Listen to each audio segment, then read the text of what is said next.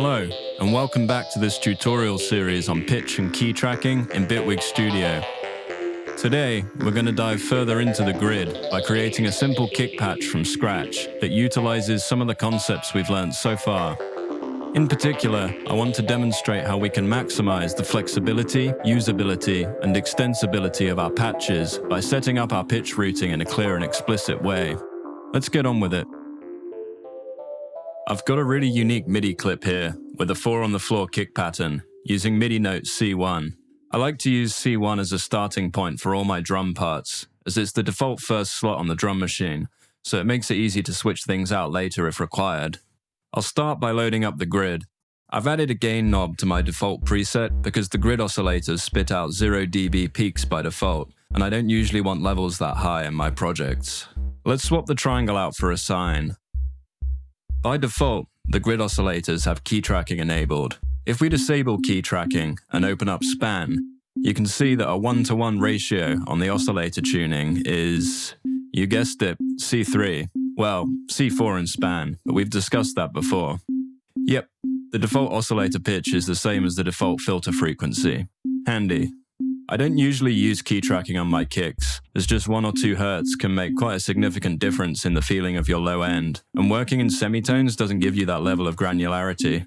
However, as our focus today is on demonstrating clean and effective routing, let's set up a kick that lets us choose between key tracking and fixed pitch in a simple way. I'll start by dragging in the fixed pitch module and connecting it to the oscillator's pitch inlet. In the inspector, I can switch the display unit between notes and hertz. Both can be useful when working on stuff in the bass region. Let's turn the pitch modulation amount up to max, 120 semitones, so that our oscillator plays exactly the frequency shown on the pitch module, like we discussed in the last episode. By the way, if you are wondering why that's the case, setting pitch modulation depth to 120 semitones means that a signal of +1 into the pitch modulation inlet will increase the pitch of the oscillator by 120 semitones, or 10 octaves. As we know from our last video, an octave is represented numerically as 0.1 in Bitwig's pitch standard.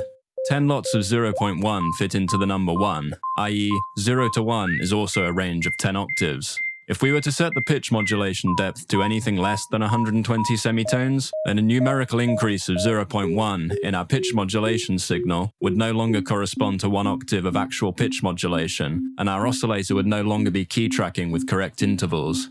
This isn't particularly important if you're just experimenting with weird LFO pitch modulation for an effect, but it is important if you want to maintain some sort of pitch consistency across your entire patch. Right now, our fixed pitch module is sending out a note of C3, 0 modulation, so the oscillator is still playing its default pitch. I'll wind it down to somewhere a bit bassier. Now let's set up an alternate modulation routing for our key tracking option. I'll add a select module and a button to control it. Let's name them to keep things clear.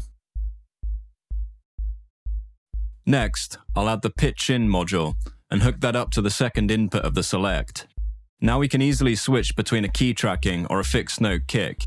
I'll also add a new remote control page and put these 2 controls on the front panel for easy access. Sadly, the pitch module doesn't show its frequency or note name values on the front panel at the moment. Hopefully that's something that Bitwig can improve in the future. So right now, this isn't much of a kick. It's just a static sine wave. What we need is some envelope modulation on the pitch. But the pitch mod input is already used up, I hear you say. No problem, we can do both at once. Well, we can in a second. First, let's play with the envelope a bit on its own, to get a feel for it. I'm going to mute the grid output for a bit, but I still want the MIDI triggers coming in, so that we can visualize our envelope. Let's drag in our trusty value readout on oscilloscope to see what's going on. If I set the decay and curve of the envelope to max, so that it stays high long enough for us to read the displays, we can see that the envelope without any attenuation peaks at +1, or 120 semitones. Shortening the decay again, so the envelope finishes its cycle before the next trigger, we can see that it sweeps all the way back down to 0 at the end, +0 semitones. Now let's hook the envelope up to the pitch inlet, Remember, we've got pitch modulation depth set to 120 semitones in order for our key tracking / fixed pitch setting to work properly. So our envelope, which goes from 0 to 1 back to 0, is going to modulate that full range, which won't sound particularly nice. In fact, you can hear that the oscillator pitch is topping out. The envelope is pushing it higher than it's willing to go. The grid oscillators actually have an upper pitch limit, 60 semitones or 5 octaves above C3. The reason we have 120 semitones of pitch modulation range available is so that you could theoretically modulate from very low notes, e.g. C2, all the way up to the highest possible note, C8, if for some reason you decided that was a musically valuable idea, or if you make psytrance. There are a few ways to deal with this excessive modulation range. The obvious one would be to just turn down the pitch modulation depth on the oscillator to something more reasonable. However, when we hook up our key tracking section again, it would no longer be scaled correctly, so we'd lose the ability to set the specific root pitch of our kick using either the fixed pitch module or by playing a MIDI note. Another option would be to attenuate the envelope before it gets to the inlet. Let's try that. I'll start with something simple, like, say, 30%. Bitwig's clever pitch standard is really nice here, as it makes the maths easy for us. If 100% modulation, or a numerical value of 1, is equal to 10 octaves, then 30% of this, a numerical value of 0.3, is equal to 3 octaves. If I extend the envelope decay and curve again so that it stays high for longer, we can see that on our value readout. The envelope signal is peaking at plus 36 semitones, or 3 octaves. With the envelope tweaked back to a realistic setting, that's sounding a bit more kick-like already. We can actually be even nerdier than using an attenuator here, and repurpose the pitch scaler module to confine our envelope to a more useful range. I'll set the bottom value to 0, as we want our envelope to return to 0% modulation once it's finished, and the top value to 36 semitones. This is functionally identical to attenuating the envelope signal to 30%, but it's a nicer way of visualizing what's going on. This is one of those instances where you should be thinking about pitch as an interval rather than an absolute pitch. I'm looking at the semitone numbers, not the note names in this case. By the way, note that this pitch scaler module expects a unipolar input, so if you want to apply this idea to e.g. an LFO, make sure it's not in bipolar mode, or you won't get the result that you expected. To round this part off, let's add another attenuator back in after the pitch scaler. We've now confined our maximum envelope modulation range to 36 semitones, and by adding an attenuator and mapping it on the front panel, we can easily tweak the envelope depth within that useful range. So, armed with that knowledge, let's get our two sources of pitch working together, our key tracking / static pitch switch, and our envelope. This is much easier than you might think. All we need to do is add the two sources together before the pitch inlet. The nature of adding two modulation sources together can be a bit confusing when you first start to dip your toes into modular. How can you add an envelope to a note? Let's leave the DAW behind for a second and try to visualize this. This diagram shows the pitch of any oscillator in the grid, with its ratio set to 1:1 and key tracking disabled. Nothing new here. C3 as usual, or 0 in numerical terms. When we turn key tracking on, or connect a pitch in module to the modulation inlet with the correct modulation depth, what you're actually doing is adding or subtracting from that central value of 0. If you play a note of C1, the pitch in module generates a value of minus 0.2, which is added to our default center of 0. Or you could say a value of 0.2 is subtracted from 0, whichever way round you want to think of it. 0 plus minus 0.2 equals minus 0.2, which translates into 2 octaves below C3, i.e. C1.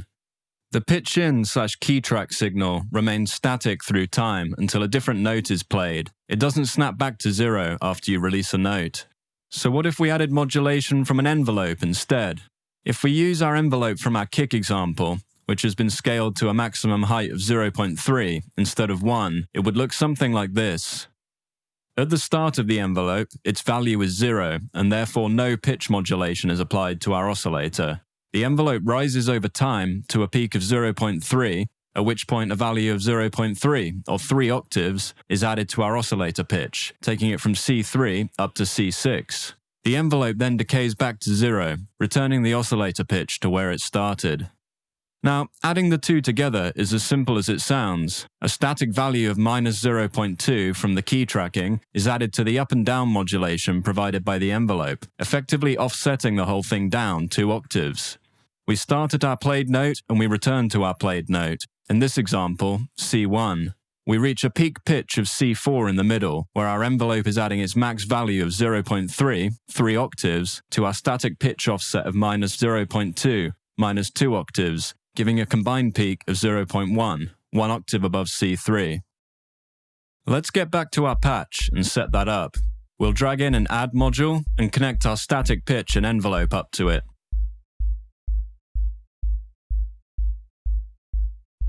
There we go, that's more like it. I'll tweak the envelope a bit until it's sounding nice.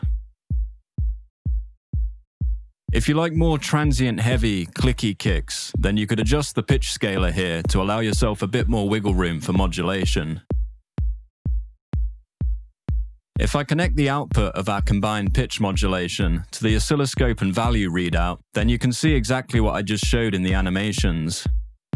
The two sources combine together to give us the final pitch for our kick, albeit with slightly different numbers to the simplified intervals I gave in the example, now that I've tweaked the envelopes and the tuning a little bit. To put the last few touches on this patch, let's change the output envelope to an AD for more of a one-shot drum type feeling. I'll also add a level bend module after the pitch envelope. I find this a bit easier to tweak than the decay curve on the envelope itself, especially when I'm coming back to a patch after I haven't looked at it for a while. It's like an obvious message to the user, myself most of the time, saying, hey, this envelope curve is worth tweaking.